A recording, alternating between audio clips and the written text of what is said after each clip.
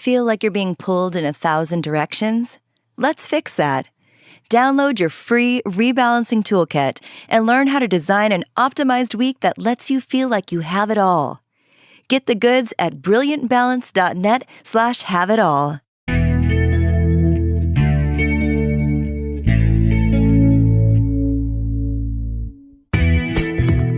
I'm Cherylanne Skolnicki, and this is Brilliant Balance, the show for working women who are ready to shine. Each week, I bring you ideas, inspiration, and insight on balance, business, and getting it all done gracefully. You ready? Let's be brilliant.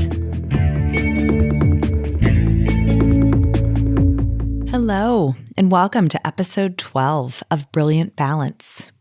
So today was Muffin Monday in my son's 4th grade class.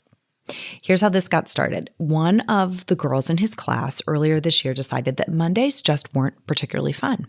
And she thought that having muffins would brighten things up a bit. So she brought muffins in for the class. It was a giant hit, and Muffin Monday was born. So now every week, a different child in the class brings in muffins for everyone. And I'm going to be honest, I did not know about this Muffin Monday tradition until Sunday of this week, when my son let me know that it was our turn to bring in the muffins. And he was super cute about it. He told me, we need 30 muffins, and I've picked out what kind I'd like to make. And I'm going to need 29 of our pumpkin muffins and 1 chocolate chip muffin. Here's the irony in the story. The pumpkin muffins that we make are this recipe I found a long time ago that's an allergy-friendly muffin. They're gluten-free, dairy-free, and vegan. And so they pretty much cover everybody's special food needs. And so when you're taking in a classroom treat, it's one of our favorite things to send in for that reason. So that's what he wanted to take, except his friend Amelia is allergic to pumpkin. And so much for the allergy-friendly muffin. We needed this 1 chocolate chip muffin for her. Okay, so we're making 2 kinds of muffins, and we got to fit this in on Sunday afternoon. First, his idea was that I should do this on Monday morning before school. He wanted to know how long it took muffins to bake because he thought they would be much higher quality if they were freshly baked that morning and sent into school. So it took me about 8 seconds to veto that idea, given what mornings are like in all of our households with children. And so we're going to make these muffins on Sunday afternoon. And we made them yesterday, and he was very involved in making these muffins, stirring and stirring and stirring. And if you've ever made muffins, what you might know is that you don't want to overstir them. Okay, when you over mix a muffin batter, it can make the dough tough, particularly if you are working with gluten-free flour, which I don't bake with a lot, but I use in these muffins. So last night, my daughters were the taste testers, and they had muffins as their snack.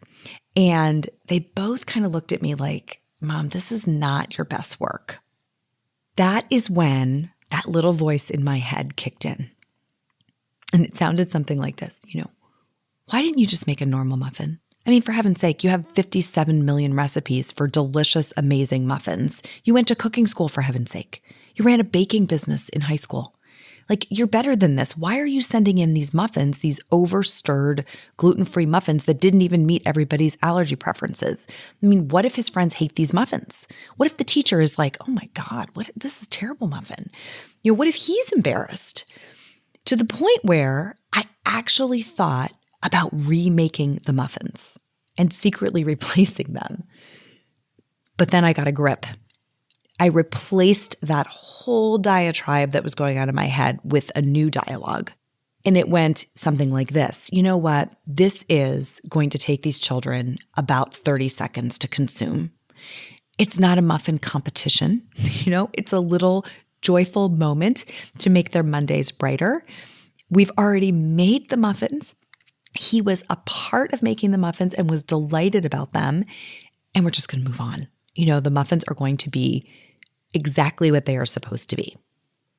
So I'm sharing this story with you because you may recognize yourself in it somewhere, right? even the crazy part about thinking about remaking those muffins, because there is a voice in all of our heads that drives us to do kind of crazy things. That voice in our heads is not very nice. It's a voice that I've come to refer to as the inner critic. And so we're going to talk today about the inner critic. And specifically, we're going to talk about what that voice in your head is really trying to tell you. Because that voice doesn't only criticize our muffin making, right? This is the voice that really shuts down our dreams. And it's a voice that can keep us playing very small, very safe if we're not careful. So I think the inner critic is the voice that tries to sort of correct our behavior in an effort to keep us safe from embarrassment or judgment or that feeling of shame. You know, it sort of carries with it our underlying fear that we're not enough, you know, that our actions are not enough, that somehow we're going to be rejected. And the inner critic is trying to get us to either raise our standard, you know, in the example that I just shared, or retreat and not do it at all. And neither one of those options is really very good for us, okay, especially if we want to grow. So what I want to talk about today is how do we make peace with this voice and get some operating freedom back in our lives so we can do what we're here to do. And in order to do that, to kind of have this discussion, there's really three things we have to talk about, or three truths that we have to cover about the inner critic. Here's the first one. The first one is we have to be clear that that voice in your head is not you. Now, that may be a new thought. That may be a radical thought, because that voice is talking all the time, right? In fact, what I hear from most people is that that voice is talking so often that it drowns out our own voice. We sort of become unable to separate her from ourselves. So we start to think that she is us, you know, that it's our own voice, and she's not us. She's not. You know, she's also not your mother or your husband or your mean teacher from second grade. Sometimes we assign that voice to pieces of our past that we think are particularly critical. But the inner critic is not anyone else. She's sort of a fabrication of your psyche, okay? And here's what's great news about that. If this voice that's in your head that is constantly criticizing you and everything you're about to do, if she is not actually you, then you can be in dialogue with her. And that is a superpower. Because when you can be in dialogue with this voice, then you can learn something. And when you apply that learning, you can grow.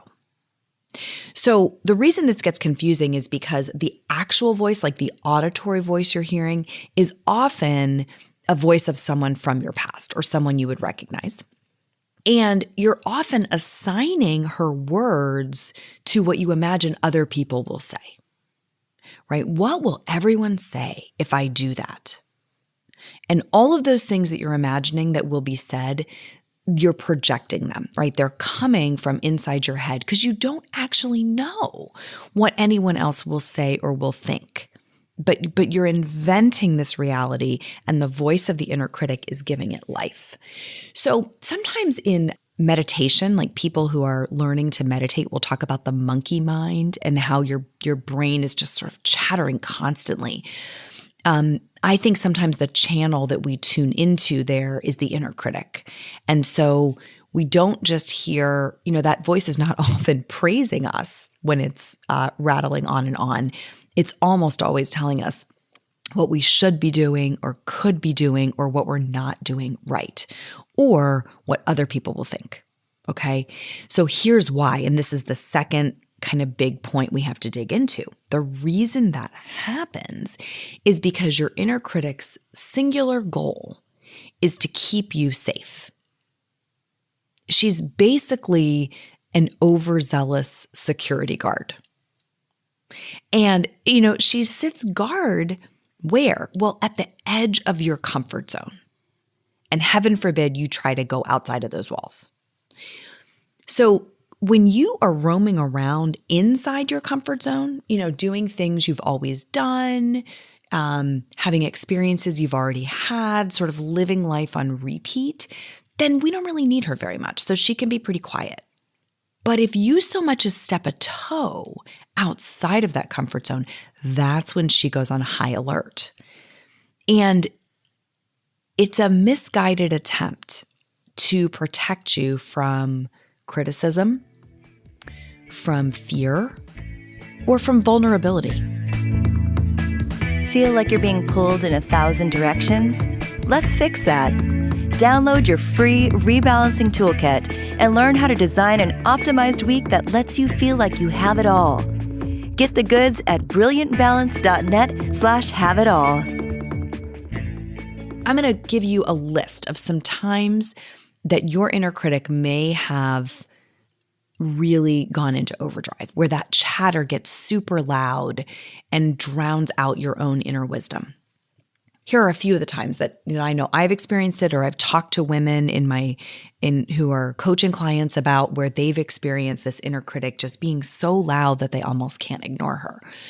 One example might be when you are going to speak up in a meeting, or when you have just spoken up in a meeting, and that criticism will just erupt around, not sounding intelligent, or not having thought that comment through, or it being controversial and inviting confrontation. So, speaking up in a meeting, or even sending an email to a work audience that has a point of view, that you're going to articulate a point of view, that is definitely a time when you want to be on the lookout for the inner critic.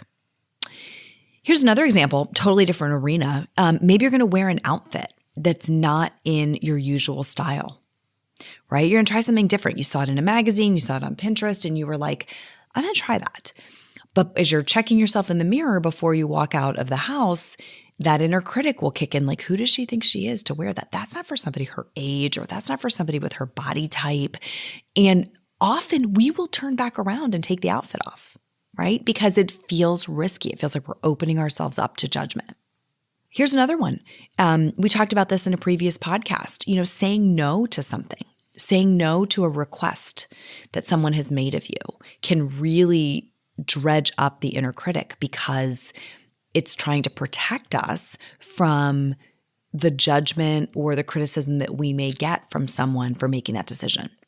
So when we have to say no, if you're wondering why you're struggling to say no, it's probably because your inner critic has a lot to say about your ability to say no. All right? Here's a good one for the perfectionists in the crowd.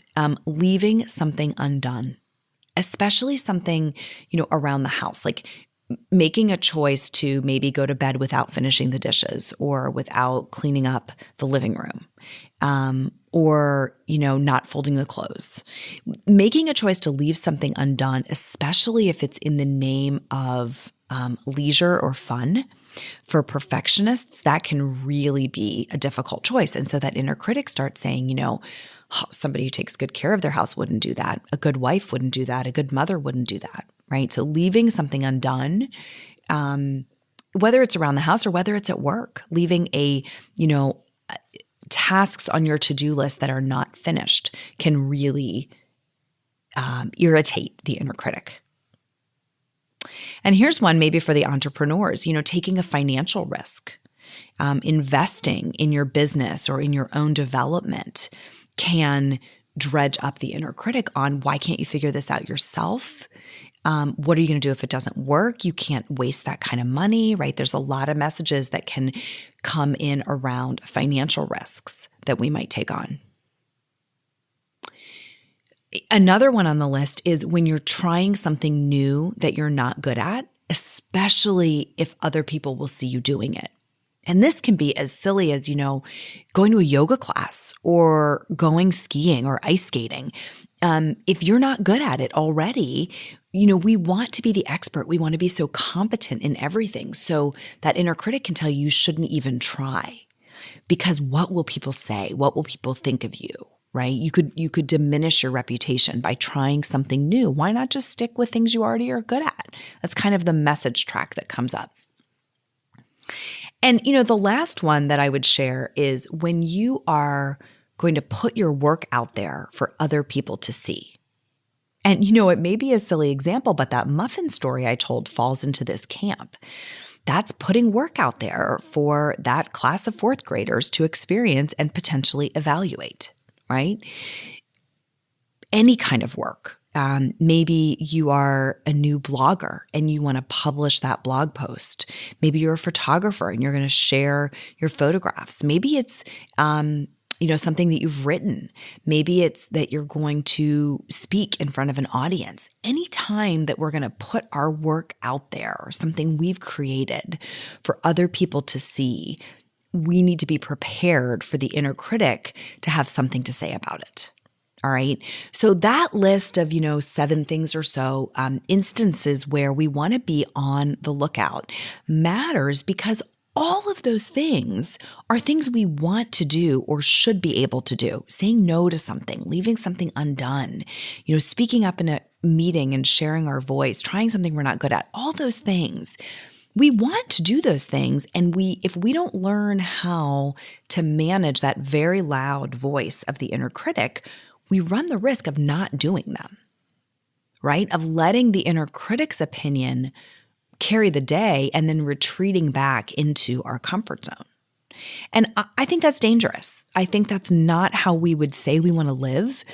But if we're honest with ourselves, it's happening a lot, where we are letting that inner critic's voice drown out our own desire and keep us from taking actions that we know long-term would be really good for us. So that brings me to the third point I want to make, which is even though we have this voice in our head, and even though her goal is to keep us safe, she's misguided, and you do not have to listen to her. You don't have to listen to her, right? This is actually when you want to channel your inner 5-year-old and sort of stamp your feet and remind her that she is not the boss of you, right? And you send in the muffins, or you publish the blog post, or you wear the outfit, that you were excited about. And what you will learn is that not only will you survive the experience, but it will feel good, right? Because think about it. How often has it gone so much better than you expected? When you pushed through that voice of the inner critic, you quieted her down and you took the action anyway, how often did it go better than you expected? It happens all the time. And I love those stories about the times that we pushed through and ignored that very loud, cranky voice and did it anyhow, and it went great. So here's the key. You want to hear her and acknowledge what's underneath her messages. But you have to see her as sort of like a hysterical adolescent who's having a rant rather than a rational adult. Okay? These mental images are very powerful. Imagine the next time that inner critic starts speaking, you quickly get a character in your mind who's a hysterical adolescent who is stomping around having a rant. And all those words are coming from that entity, not from some wise sage that's living in your mind. It's a lot easier to treat those words the way they should be treated, right? Which is these histrionics. And then you can sort of pat her on the head, sit her down in a chair, and go on about your day, right? Move on. This pattern that I just described of, the inner critic rises up, she starts to chatter really loudly. You hear her, you acknowledge what's underneath her message, and then you move on. That is how you will do everything good in your whole life. Because the truth is that inner critic is not going to go away. Sometimes you'll hear people say, we need to learn to ignore the inner critic.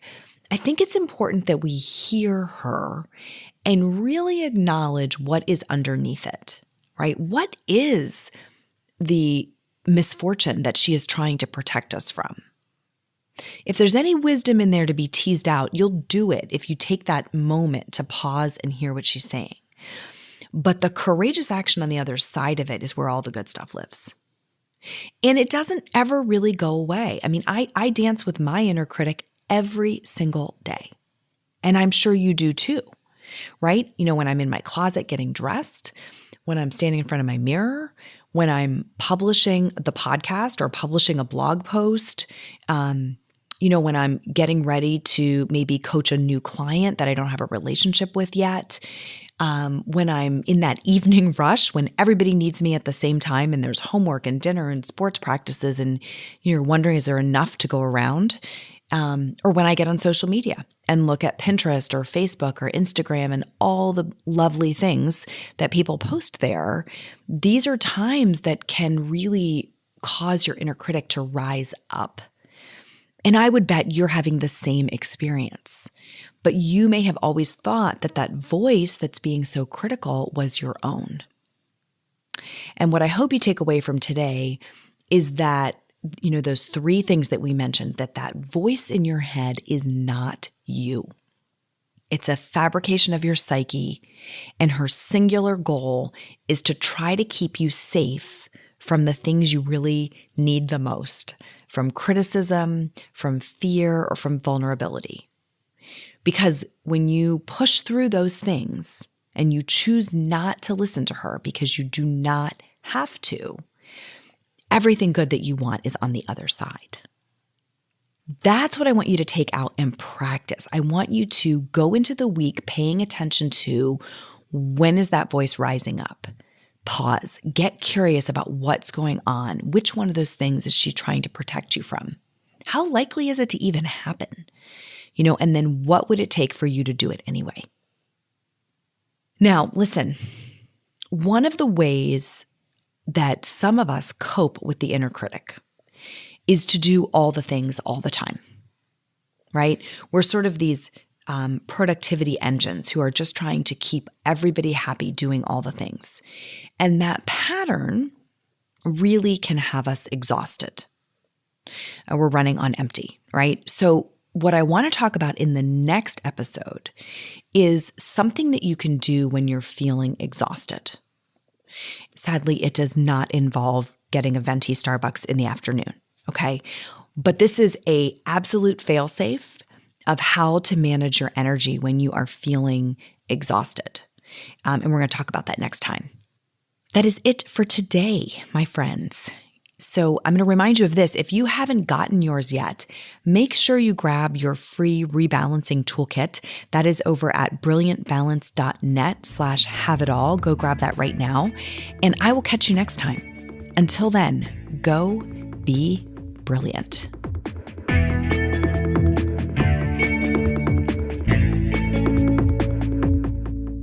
This is thepodcastfactory.com.